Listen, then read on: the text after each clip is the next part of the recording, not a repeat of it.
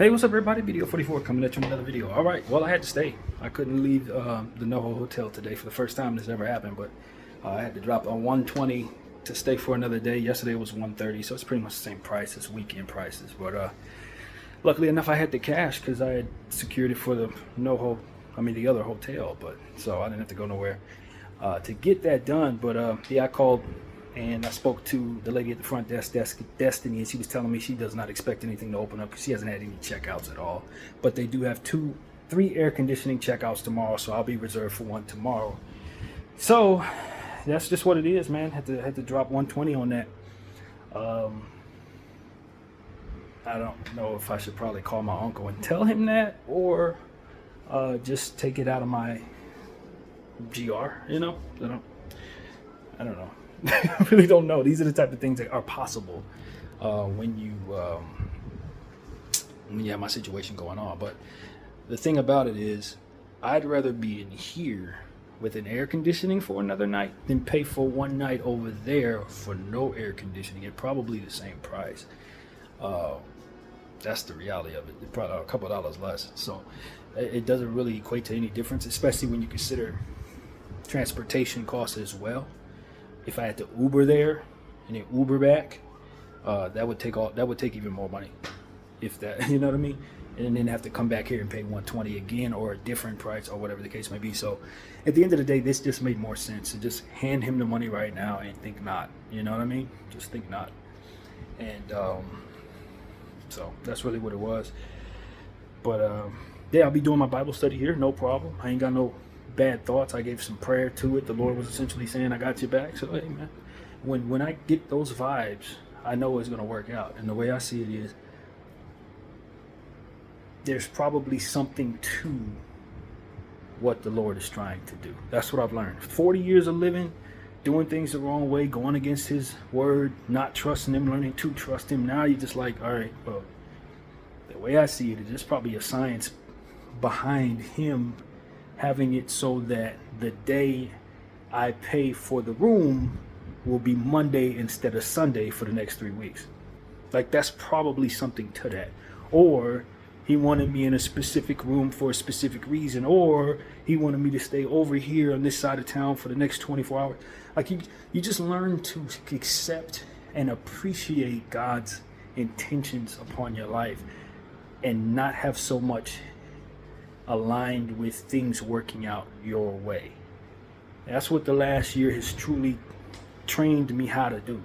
Before this, I needed things to go my way. If it didn't go my way, I'm uncomfortable, I'm unhappy, and I'm not trusting God. And, you know what I mean? But after having all this happen the way that it has, going into circumstances like this, I'm a lot more flowing with what God wants to do.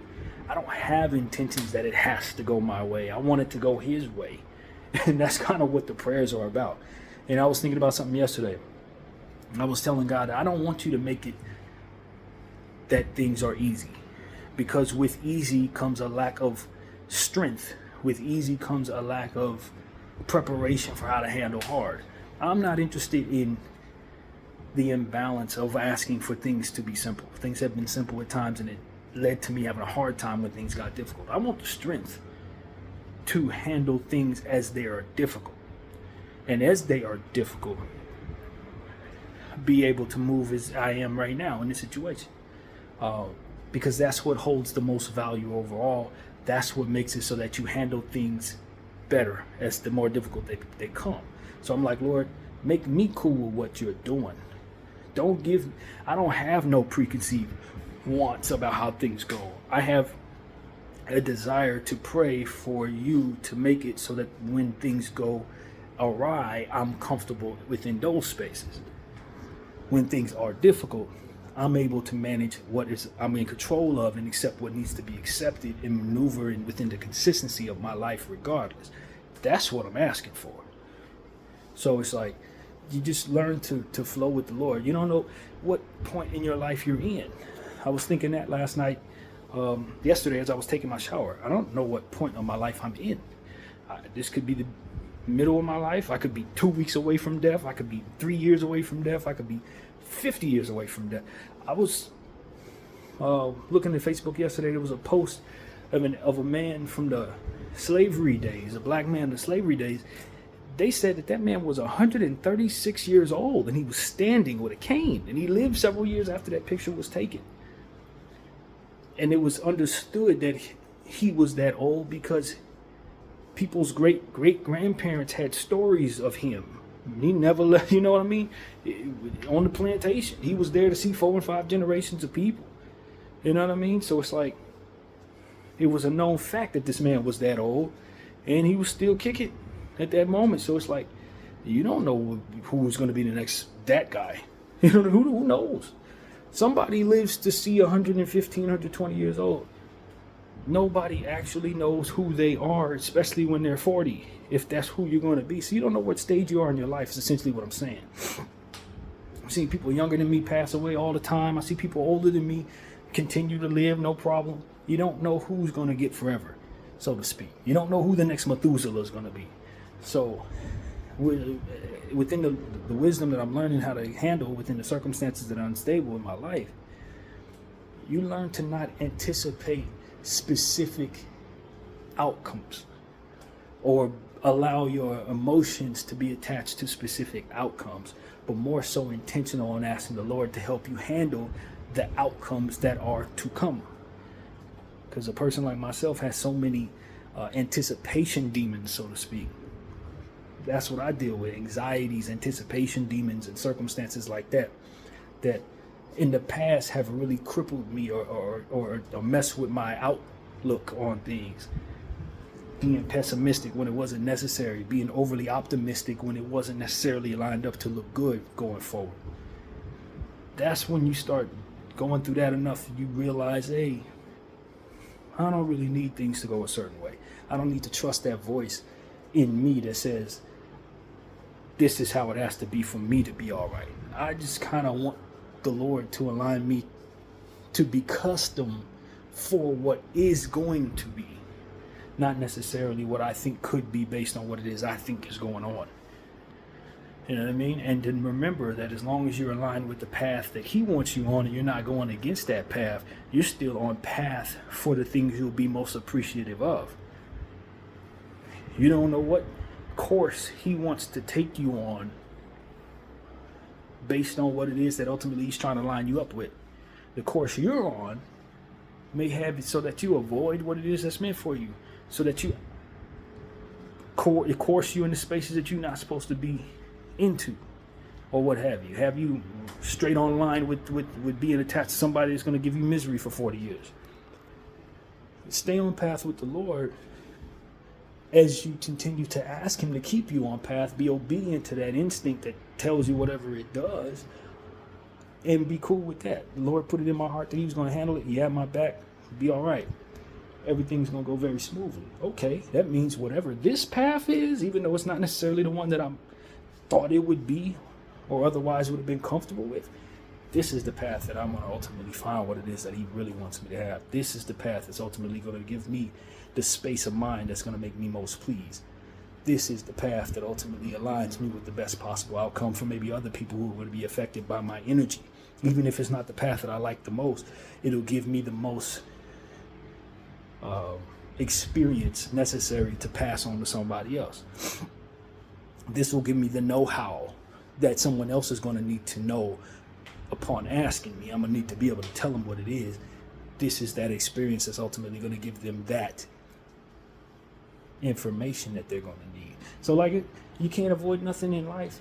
You might as well ask the Lord to customize your mind, your emotions, and your heart for what is to come, rather than having specific outcomes that you want to ask for specifically. That doesn't mean you be deterred from your goals or break your consistency and concentration for what it is you're going after, but it does mean you want to ask for the Lord to align you with being at peace with whatever it is He chooses, or to custom your ability to absorb the truth about what's next, because we really don't know. And sometimes those things could be really good, sometimes those things could be really bad or indifferent or whatever, but I want to be right for what is coming, and that I don't know what is coming should be something that I hold just as true as any other anticipation that I otherwise would have. So that's what it is. I'm optimistic that this is the outcome that the Lord wants me on. That I spend an extra day in NoHo means that and that is going to happen. Or maybe I avoided the wrong thing that I needed to stay away from. There are a lot of things that could happen if you go against that grain. And the Lord already told me it's going to be fine. But I'm still thinking it's not going to be fine. So I Uber over there, sit down and wait just for them to tell me that I'm not going to get a room, Uber back here, and all these different things that, and listening to the voice of the Holy Spirit. You know, I was sitting there praying. The Lord told me to grab the phone more or less, and, you know, instinctively put me in a position to call the place at a certain time so she would answer the phone to tell me that it looked likely that I wouldn't get the room. So like all of that stuff was me following the instincts that ultimately came with the prayer. And so that's why faith is so important, because it's a compass through the unknown, giving you a way to handle the unknown, and knowing and trusting that it not only understands what it is that you don't understand, and has the information you don't have, that knows what's coming, but also is going to guide you in a space from which will put you in a position to best handle it and thrive thereafter, or whatever. Absorb it, be on time with things. I want to be on God's timing. The world wants me on a certain time. That's cool. Got to be at 7:30, but God told me to wake up at 7:35, and that's the path that's going to ultimately allow me to get into the right situations. If I go on the time you want me to go, I'm in trouble, because what's the reality of what it is that comes with that time, it may not be very timely for me. You know what I mean? So that's really what it's about, man. Trust that. Pray. Follow what your instincts come from within that prayer, and leave the rest to God. And unlearn the nonsense that comes with trusting anticipation demons, so to speak, and anxieties and stuff like that. They are not very honest. They're really not. Your faith is much more honest than your imagination. That's what I've learned. So, yeah, man. Shoot, for all I know, getting the wrong Uber. You know what I mean? Just trying to handle things as I would think they should be planned. Let me go over there. You get in the wrong car, get a car accident or something. Get in the car, go with a madman or something. You just don't ever want to go against what it is that God is ultimately leading you toward. And if you're like me and you feel that He is leading you, you can feel the instinctive nature of what His intentions are. Following that is your compass in life, away from anything the enemy otherwise wants to do to you. So that's what it is. I think that was the point of me going through this today. My faith does not feel tested. I feel like I'm very strong in this way. I am a little wondering, a little concerned about the money circumstance and how I'm going to go about it. But just like I trusted He'd take care of that, He took care of this.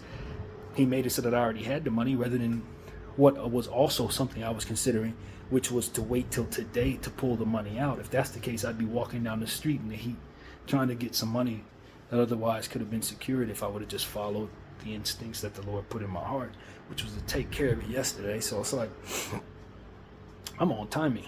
I feel like I'm doing exactly what the Lord wants me to do. I feel like everything is going to work out exactly the way He wants it to be.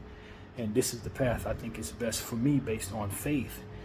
Not understanding of better outcomes, but the respect of knowing that I definitely don't know what comes with what. So to be fine with any outcome. So that's pretty much what it is, man. I hope that message was able to resonate with somebody. I look forward to enjoying my day. Definitely got to turn this air conditioning back on, being thankful that I have it. And yeah, man, I'm just going to go with the day. Enjoy fantasy football. Well, enjoy football if there's any to watch for myself. I don't really watch a lot of football, but I love watching my fantasy football statistics. So I got 1 million teams. I'm definitely going to enjoy that. And get ready for Bible study at 4:30, for which I'm thankful I'm going to have a place that's cool to do it, because it is 105 degrees out there today. So, yeah, that's pretty much the thought, man. I think I'm going to throw out that shrimp that I have, because I don't think it's going to make it 2 days in a row without a fridge. Yeah, I either eat that within today or throw it out, but I'll save it probably and do eat that tonight. But that's pretty much it, man. That's the thought. Undo a lot of stuff that's packed away that I can ultimately still use, and relax and enjoy the air conditioning of a room that's paid for, and be ready for what should be a fine day tomorrow to take care of the business of getting me another contract. So that's pretty much it. My name is BDL44. I thank y'all for watching.